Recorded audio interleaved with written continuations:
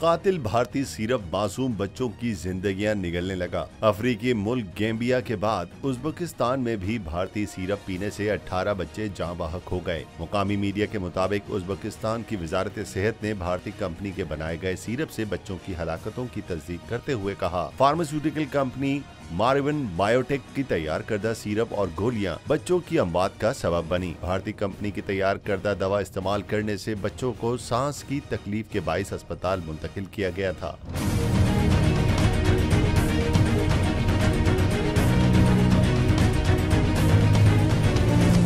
वाज़ेह रहे कि इससे पहले 3 माह कबल अफ्रीकी मुल्क गैम्बिया में भी भारतीय दवा से 66 बच्चे हलाक हो गए थे, जिसके बाद आलमी इदारा सेहत ने भारतीय दवा में जानलेवा अज्जा की मौजूदगी से खबरदार भी किया था। WHO के मुताबिक भारत में तैयार करदा सर्दी और खांसी के 4 सिरप की अज्जा से मुताल्लिक तफ्तीश की जा रही है।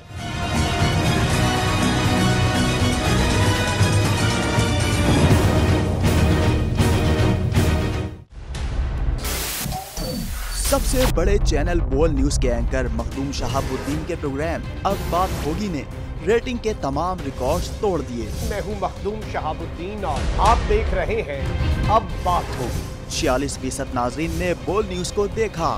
सोशल मीडिया पर भी सबने ज्यादा देखा। सब्सक्राइब करें और बेल दबाएं ताकि कोई खबर रह न जाए।